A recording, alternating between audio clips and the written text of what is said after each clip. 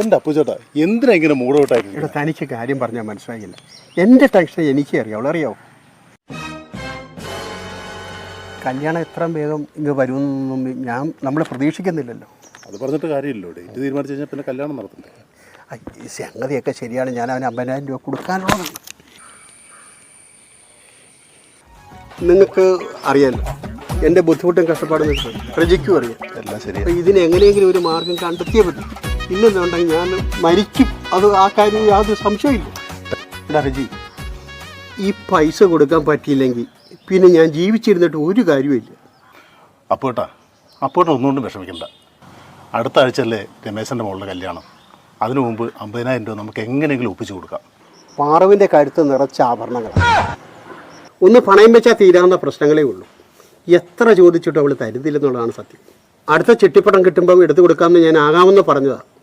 എന്ത് പറഞ്ഞിട്ട് അവൾ അനുസരിക്കുന്നില്ല.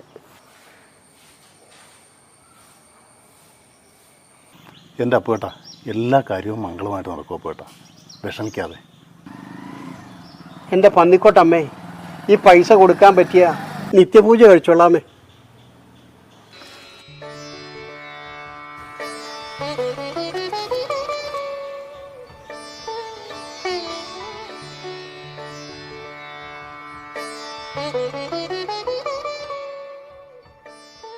ഈ കല്യാണം നടന്നു കിട്ടിയാലേ എനിക്ക് മനസ്സമാനമുള്ളൂ.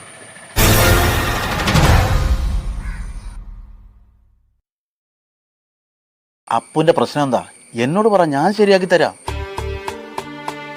ഇത് പറയാൻ ഇതുവരെ കണ്ടിട്ടില്ലല്ലോ.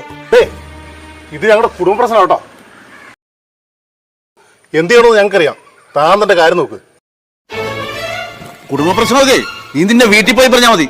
ചെറിയാ നിക്കല്ലേ.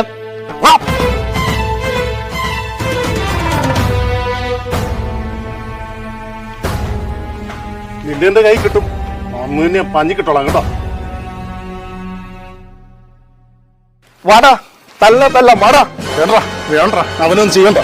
ഞാൻ അവനെ എടുത്തോളാടാ. നീ വാ, ഒന്നും ചെയ്യണ്ട. വാടാ, ഓർത്തോ, നിന്നെ എടുത്തോളാം. നിങ്ങളെ അങ്ങ് ശരിക്കും മനസ്സിലായില്ലേ? മനസ്സിലായില്ലേ? ഞാൻ ബാസി 5ാം ക്ലാസ് ഒരുമിച്ച് പഠിച്ചല്ലേ. എടാ, നിന്റെ അമ്മയുടെ ഓപ്പറേഷൻ ബ്ലഡ് കൊടുത്ത ഞാനില്ലേ. ഞാൻ പിന്നെ 10-30 വർഷമായിട്ട് ബോംബെയിലല്ലായിരുന്നു. അപ്പൊ 3-4 മാസമായിട്ട് നാട്ടിലുണ്ട്. ഈ കഴിഞ്ഞ ആഴ്ചയും പാറുവിനെ ഞാൻ അമ്പലത്തിൽ വെച്ച് കണ്ടതല്ലേ.